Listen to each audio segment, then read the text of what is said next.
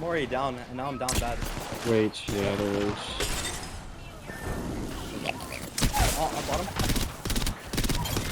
That's my grenade, don't worry.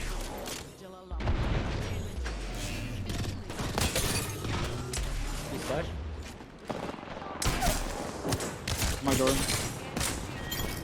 So I had seen so many people saying that this keyboard was their end game keyboard and praising the living out of it. And I've wanted to get it for a long time, but I am absolutely broke, so I didn't. But I decided, why don't I just reach out to Wooding, which is the company that make this keyboard, and see if they would send me a version. And they actually did. And after using it for about, I think, a month and a half now, it is without a doubt my end game right now. The main thing that separates this keyboard from other gaming keyboards is their analog technology. And this allows you to do a lot of different things. Usual switches, you have to press down and then they make contact with other pieces of metal that actuates the switch, and that makes you do whatever the input is supposed to do, move forward, jump, whatever. But with this keyboard, instead you press down and somehow there's a magnet that interacts with some kind of sensor. Smooth linear switches with a tiny magnet inside.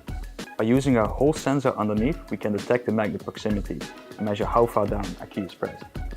And that little change allows you to do so many different things with this keyboard. Probably the biggest one, and the one that gives the advantage in FPS games, is the fact that you can adjust in software how quickly your key will actuate on press. So how far you have to press it down. It all starts by eliminating key travel. With an activation point, you can set all the way up to 0.1 millimeter. The keyboard becomes finger brushing sensitive. I have mine on very low, so I barely have to press down on my like W, A, S, and D keys to move. And to make it even better, you can change how far the key has to come back up before you can press it again to like move forward or jump or whatever. You know that moment when you release the key and the action stops? Well, with traditional switches, you need to release all the way back up to the activation point.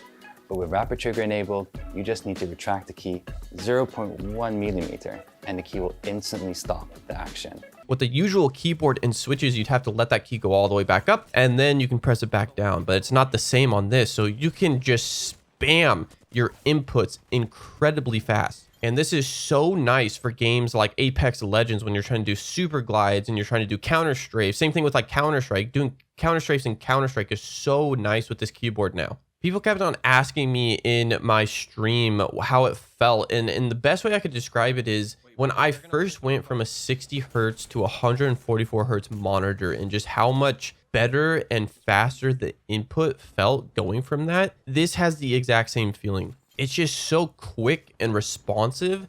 It actually took a couple of days for me to really get used to it because it felt like something was off. The analog switches also allow you to do some other really cool stuff. For example, if you've ever played a racing game on a keyboard, there is no adjusting your speed. As soon as you press down the key on your keyboard, it's full speed. It's not like an analog stick on a controller where you can adjust how fast you're going by how hard you're pressing on the stick. So like I always thought about how, I can't remember what Call of Duty it was, but in one of the Call of Duties, you could go up ladders very slowly and you wouldn't make any noise. And you could do that on controller, but you couldn't do that on keyboard because on keyboard, it was either you're not moving at all or you're moving at full speed. But if you wanted to, you can now adjust that on this keyboard and you can adjust how fast you go because it can tell how far down you're pressing on the key switch. 6-8 isn't just a keyboard, it's also a gamepad, allowing you to get joystick movement in games.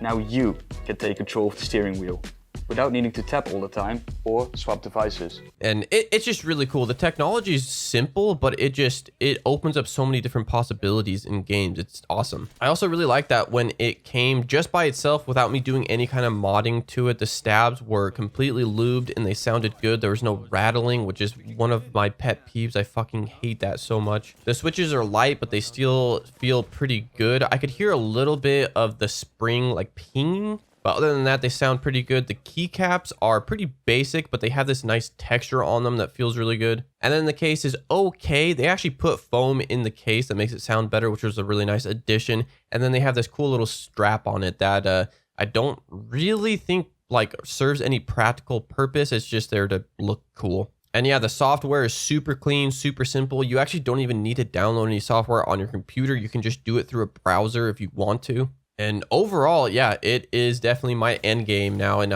it's amazing. If you're pretty serious into FPS games and you play on mouse and keyboard, I would definitely recommend this. Anyways, guys, I thought I would mention before the video ends, I've made a new YouTube channel. It's called Nate FPS. I'll have it linked down in the description below. And it is mostly just going to be a wide variety of FPS games. I'm just going to be playing any FPS game I'm playing currently on stream, and I'm going to upload it to that channel because it seems like people mostly want this channel, this main channel, Nate Gibson, to stay Call of Duty related content. So I'm going to be uploading things like BattleBit, Counter-Strike 2 when it comes out, X-Defiant, all those different, maybe even some Apex Legends, all that different kind of FPS variety on that channel. So if you want to see that, go ahead and sub to it. Like I said, I'll have it in the description below. Anyways, I have no idea if there's still going to be more gameplay, but if there is, I hope you guys enjoy the rest of the clips and all this. I hope you have an amazing rest of the day, and I'll see you in the next one. See you later.